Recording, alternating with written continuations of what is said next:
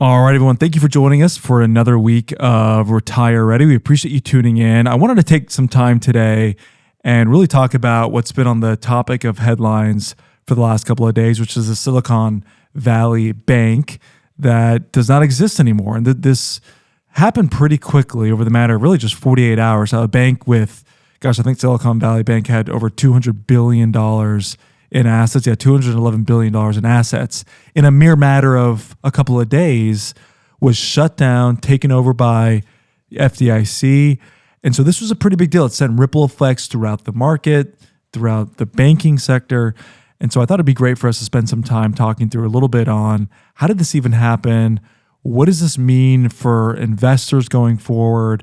What if you've got money in a bank right now and you are wondering, is my money safe at the bank? Should I move that money out? So we're going to touch on a lot of these issues today. But really, what happened with Silicon Valley Bank? How can a $200 billion bank in less than a week, in just 48 hours, go from completely operational to being shut down and taken over by the federal government? It was a pretty interesting chain of events. So I just thought I would highlight, you may have heard in the news what happened, but I thought I'd break it down for you. It really, hopefully in layman's terms, help us understand. So here's what happened. So Silicon Valley Bank is a bank that primarily lends to startup companies in Silicon Valley. That's the name of the bank out in California.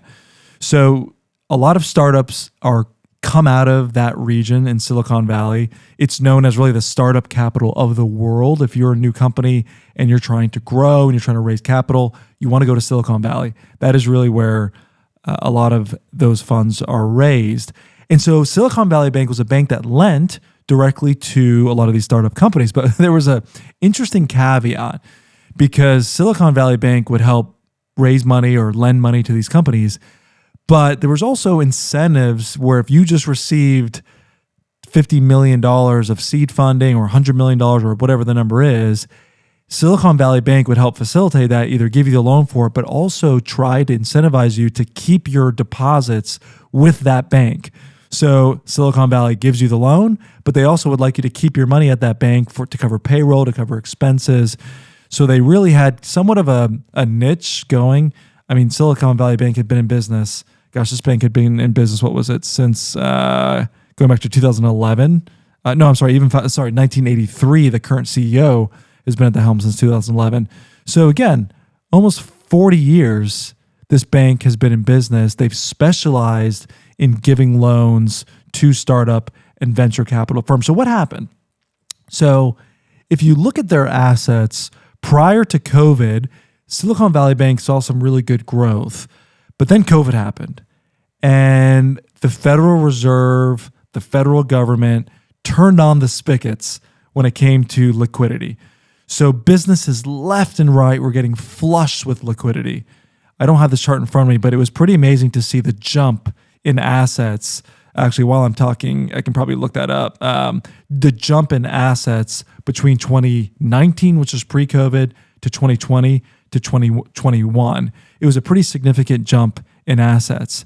And so what happened, let's see if I can see it here. Yeah, here we go. So prior to COVID, Silicon Valley Bank had $115 billion in assets. I'm sorry, that was in 2020. So that was actually a 62% increase from 2019. So let's look at 2019. So in 2019, my numbers are correct here. Yeah, this is just unbelievable. Here, let's look at December. So in December of 2019, Silicon Valley Bank had $71 billion in assets, which is a big number for a bank. That number went from $71 billion right before the start of COVID to, by the end, let's look at our numbers here, by the end of 2021, that number had jumped to over $200 billion in assets, $70 billion to $200 billion. Why was that? There was all this flush cash of liquidity from either the Federal Reserves, the federal government, from companies going public. And so what happened was Silicon Valley Bank got all this cash, this whole $130 billion of new capital that they didn't have from depositors even a year earlier. They couldn't loan this money out fast enough. So Silicon Valley's thing, they are required to put this money to work to get a return on their deposits. So instead of loaning this money out to more companies, what do? They went out and bought U.S. government bonds. But these weren't any government bonds, because government bonds are the safest investment that you can buy. They bought 10-year long-term government bonds in 2021, which is also happened to be the time when interest rates were at historic lows. Interest rates were sitting at 40 years lows. So they tied up a lot of this money. I think the number was something like $80 billion or more in long-term U.S. government securities. Now, David, that sounds pretty good because that money was safe, right? Well, here's the problem. Fast forward to now 2023, the Federal Reserve has just raised rates 7 times. Well, actually the 8th time if you include it into this year, but 7 times in 2022. So those same bonds that Silicon Valley Bank bought in 2021 when interest rates were at historic lows, now that interest rates skyrocketed, those bonds lost a lot of money. And again, it wouldn't be a big deal, but we also had the Federal Reserve raising interest rates a ton, so interest rates went up. But then a lot of those technology companies, those startups in California, those tech companies, now that interest rates are higher, they didn't get their big exit or their big liquidity event. They weren't able to go public or get a buyout quick enough. So they are now still holding that original company, waiting to try to get an exit, but the market changed so dramatically. So a lot of these venture companies, they figured that they would already be sold. They would have already had a nice exit where the founders make hundreds of millions of dollars. The original investors make a lot of money. That didn't happen in 2022. And a lot of it was because the interest rate environment changed so much, the value of these companies went down. So anyways, so instead of exiting, a lot of these companies that had money sitting in Silicon Valley Bank, they have to pay employees, they have to pay vendors, they have to buy capital, technology. And so what are they doing? They're pulling money out of the bank to fund normal operations like any business would. But here's the challenge. When a bank is losing deposits, they've got to free up that cash from somewhere. So what Silicon Valley Bank had to do is they had to sell what's called available for sale securities. And this is the distinction of deposits that the bank has to keep on hand, that has to be in something that they can easily sell in case they need to get deposits back to shareholders. So this number was pretty significant, but here's where Silicon Valley Bank it was one of the most idiotic things that you can do is they tied up money that they may have needed to give to depositors when they asked for withdrawals in long-term bonds that were yielding less than 2% on average. So what did they do? So they had to sell those bonds. They basically had to sell substantially $26 billion of their available for sale securities, and they had to sell it at a loss. So again, depositors are taking money out. Silicon Valley Bank has to free up money. What do they have to do? Well, they got to sell these bonds. They're forced to sell these bonds at a loss.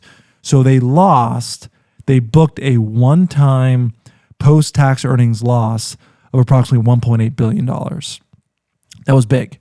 They sent out a press release saying, hey, we just sold our bonds at a close to $2 billion loss, but don't worry about it. We're going to raise money. We're going to go and have a public offering, which is sell more ownership to try to plug that hole to raise about $2 billion in income.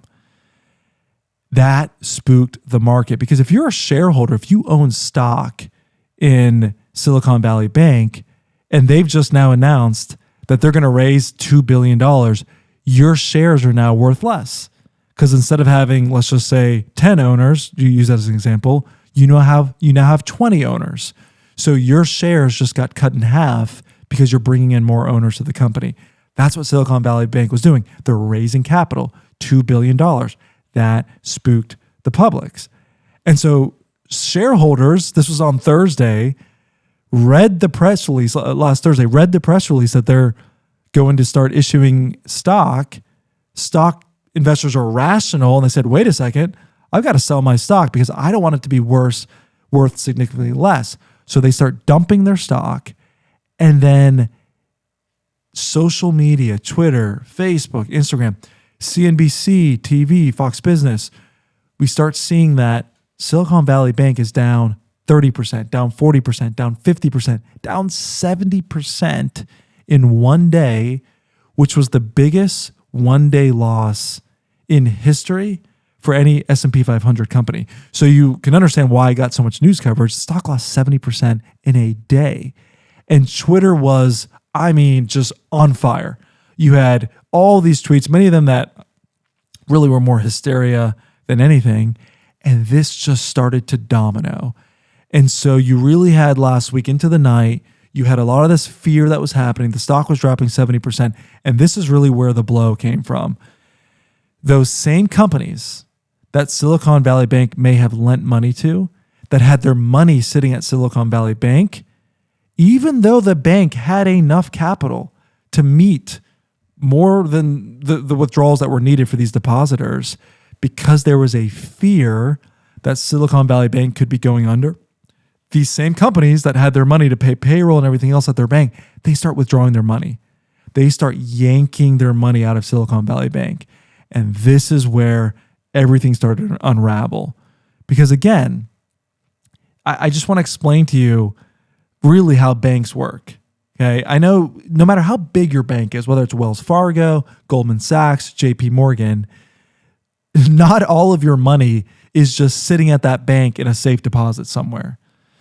So generally, banks keep 10% or less of your deposits readily available in their capital requirements, in their capital reserves.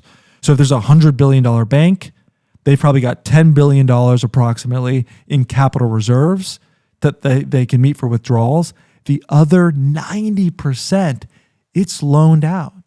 It's either invested in Treasuries for a portion of it, but the majority of it, how do banks make money? They make loans to businesses.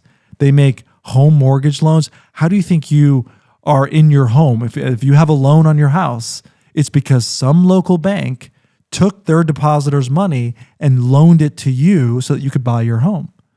So this is why our entire system is built on trust. If every American rushes to the bank at the same time to try to get their money out, your money's not there. There's this great scene, me and my wife watch it each Christmas. It's a wonderful movie called It's a Wonderful Life. And there's that scene in the movie where there's a crisis and the bank is just packed full of people and they're asking for their money. Hey, I want to get my money out. I need to get my money out. And the owner of the bank, he's like, hey, you're not understanding how this works. Your money's not here. Your money is in Joe's house and your money is in Miss Peggy's house. Your money is not just sitting in the bank. And that's what happened with Silicon Valley Bank. Investors got spooked, depositors got spooked, they start withdrawing their money. And that means that Silicon Valley Bank has to then now fire sale even more of these positions at a loss to try to meet depositors. And so that is really what happened. I mean, you could make an argument that what Silicon Valley Bank did by selling those bonds, they were trying to get out of these low-performing bonds. And they actually said in their press release that we're going to put this money into more higher-paying bonds that would actually create a positive $400 million of net interest income, meaning they were going to make quite a bit of money on this transaction. Their break-even time was about 3 years by selling those bonds to go into new bonds at a higher interest rate, but the market didn't care. And I think that's what really is, I think, scary about this, is that in the age that we live in social media, you could have a bank like Silicon Valley Bank that are doing restructurings, but if the hysteria and the fear starts to spread like it did on Twitter, like it did on Facebook, like it did on other parts of the internet, that can really lead to contagion where you get a bank run. And I don't care if it's a small bank or if it's a large bank. You may think you're safe in a large bank, but every bank has the same structure, meaning the majority of your money is not in the bank. It's loaned out to other businesses, and it's in real estate, it's in car loans, it's at the pizza company on the corner, it's in the big skyscraper that you see downtown. That's where your money is. And so again, our system is built on trust. But what should you do? So if you're someone that's listening right now and you've got $25,000 sitting at a bank, you're okay. Why? Because FDIC limits cover up to $250,000. And one thing to keep in mind is the FDIC limit is not with how much you have at a bank total, but what is the titling of the account. So let's just say you're a married couple, husband and wife, you both have a bank account. You each would get $250,000 of FDIC insurance. So where I think what you should really take a hard look at is if you've got more than $250,000 just sitting at a bank, you're probably going to want to diversify banks. We have so many options being in America. This is, I would say the options are almost endless of banks that we can bank with. There's no point of keeping more than $250,000 in one bank. Okay, so that's the first thing. Number two is, again, we like U.S. Treasuries. If you are looking at your retirement account and you say, David, hey, I want my money somewhere that's more safe, that's protected, you can use Treasuries. So Treasuries are provided by the full faith and credit of the U.S. government. Unlike a bank deposit, the only way to lose money on U.S. Treasuries is if the U.S. federal government goes bankrupt. Okay, you may say, well, David, in the world we're living in, that's a possibility. But the U.S. government has the ability to tax. So it is the safest place that really you can invest in U.S. Treasuries. We've created a Treasury fund that can help investors with that as well. You can go to our website, nicholaswealth.com, to find out more information on that. But we do have the ability to diversify where our money is held at banks, and it's something that you should consider. So what does this mean for investors? It also means that you want to know which companies you own. Look, we are in an environment where the Federal Reserve has continued to raise rates. That's putting pressure on the overall economy. We're still creating, the latest jobs report was over 300,000 jobs. So that's a good thing. But at some point, we're going to see some slowing in the economy. And in our opinion, this is not the time that you want to be speculating on high growth companies who don't have much profitability today. You really want to lean towards companies that have strong balance sheets, strong earnings, that can provide cash flows. And if you're approaching retirement or in retirement, you really want more of a dividend or income paying type of investments inside your portfolio. So that's really as far as investors are concerned. But this is getting a little technical, but the federal government, or I should say the Federal Reserve, did step in over the weekend to try to shore up really Silicon Valley Bank, but really most banks across the board. And what they did, I'll give you the specifics of it. They created what's called a special depository where they have the ability for banks to exchange the bonds that they have. They can give those bonds to the Federal Reserve, and the Federal Reserve will give them back cash. So again, why does that help? Well, if you take Silicon Valley Bank, they had those long-term government bonds that were at a loss because interest rates went up so much that they were forced to sell. Well, now what they could have done, now that the Federal Reserve has created this special fund, is they could take those bonds, give them to the Federal Reserve, and the Federal Reserve will give them back their dollar amount of bonds based on what they originally paid for those bonds. So even though they're at a loss, they can give them to the Federal Reserve. The Federal Reserve will give them back those bonds, what's called at par, or what they paid for those bonds. So in a sense, they've essentially eliminated the risk that banks just had when it comes to assets that are selling at a loss on their book. But I do think it's important to know, do you really want to invest in a bank? Do you really want to invest in a bank that has a large, what we call capital loss on their reserve requirements? So I was doing some research. I want to pull up our list here. There are some banks in Georgia that are showing some stress when it comes to holding losses on their portfolio. So let me walk through a few here. The first one that I found in Georgia, it's Synovus Bank.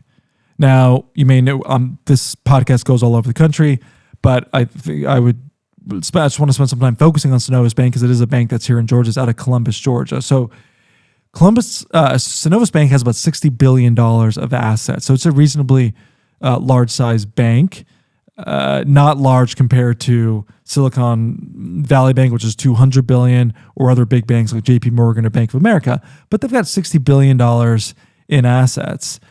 But they are sitting on $1.4 billion of losses on their reserve portfolio, or more specifically, what they call, there's a name that they call it. It's called let me look at the specific name here, AOCI, which is their accumulated other comprehensive income. There's that. How about that for an abbreviation?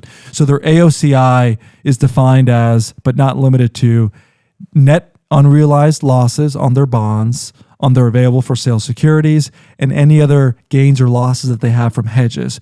So it's basically that $30 billion roughly book that Silicon Valley Bank had to sell that was showing losses. Banks going forward can now exchange that to the Federal Reserve, and the Federal Reserve will give them back their money at par. But it's important to keep in mind, Synovus Bank, they are sitting on a decent amount of losses on their available for sale securities. Does not mean that Synovus Bank is going out of business. Does not mean that you should pull all your money out of Synovus Bank. They're a big bank. They've been in business for many years. They do a lot of good things in the community, but they are sitting on losses in their available for sale security portfolio. So it's just important to understand and know what to look for when you are putting money in a bank, and I don't think you should, but if you have more than $250,000 at a bank, you especially need to know how safe and secure these banks are. Another interesting one is Ally Financial. Let's just take this for an example. Ally Financial, $200 billion bank, they're sitting on $4 billion in losses on their assets for sale, available assets for sale portfolio. That's pretty significant. So again, that's also why Ally Financial Bank. Ally is an online bank. They do a lot of car loans, online banking. They're very popular. They've grown in size quite a bit, but they also are sitting on a decent amount of losses on their available for sale securities. So something to keep in mind as well. So this is something, again, that, look, are you going to be able to go through the balance sheet of these banks and know where to put your money? It's going to be hard, but I would give you some takeaways. Is if you're a young family and you're like, David, if I ever have to worry about $250,000 sitting in my banking account, that'll be a great time to worry. But hey, money comes in, it goes right back out. This is probably not going to affect you really at all. But if you're someone that is sitting on more than $250,000, or maybe it's a business account that you have money coming in and out, you just want to watch that. There's really not a need to have more than that amount, $250,000, inside of banks, in any one bank, when you've got a lot of options that you can go in as well. And the last thing I just want to spend some time on is, and this is really troubling, but it did seem like, and I'm picking on Silicon Valley Bank because they're the ones that obviously have folded and FDIC has now taken them over. But it really does seem like Silicon Valley Bank was more interested in climate change and all of these other initiatives than they were in good banking practices. I'll tell you, how do you know if you're with a bank that's badly run? If they're focusing more on diversity, if they're focusing on all of these other, you could describe them as woke issues that have nothing to do with being a good bank and providing value for depositors and shareholders, that should be concerning to you. So again, if you see a bank commercial and you're getting emails from them, you go to their website and they are more concerned about social policies instead of protecting shareholders and their employees and their bank depositors, that's probably a badly run bank. And Silicon Valley Bank was, if you looked at their PR, they've deleted their Twitter since then, but if you look at a lot of their PR, what they were putting out, they were highlighting bankers for what color their skin was and where they were born, and had said very little or nothing whether or not they were a good banker. Okay, if they would have spent more time focusing and analyzing that you don't tie up 10 years at a time when interest rates were at historic lows. That was such a misaligned error by that bank. And you could make an argument if they spent more time focusing on that, their book, their portfolio, their shareholders, their depositors, and less time on being woke, would they have been in this situation? I guess we'll never know that, but it is important to understand. If I see businesses and companies that are focusing on that, heavily focusing on that, it's a distraction. It's taking time, energy, and resources away from really where businesses and especially banks should be investing their time. We put money in a bank. We want to know we're putting in the best banking institution that we can, that they're not worrying about all these other distracting issues, and they're going to provide value for those that put deposits and for those that are shareholders as well. So this has been an interesting couple of days for the market. It's been an interesting couple of days overall for just the banking sector. It's something that we are watching closely, but we are thinking through and also being cognizant of it's not enough just to have, a company like Forbes, which did promote Silicon Valley Bank as one of their best banks of the year. It's not enough to have analysts say how great a bank is. You've got to know what the balance sheet is of the bank. You've got to know how are they invested? Are they taking on too much risk in their portfolio? And should you be putting your money there based on those factors? So there's a few things to look at that hopefully we'll be able to go into more details on those on the show as we go forward. Well, I hope this show was helpful for those of you that have tuned in. We appreciate you tuning in and joining us. We will be back to share more about our thoughts and things that you need to look at as you're getting closer to retirement. We'd be honored for you to continue to listen to us. We've made it through now. I think this is episode 3 of the podcast. That is one more than a podcast we've ever done before. So we've made it past 2, which is great. So hopefully we'll get to 4, and we'd be honored to have you tune in and join us.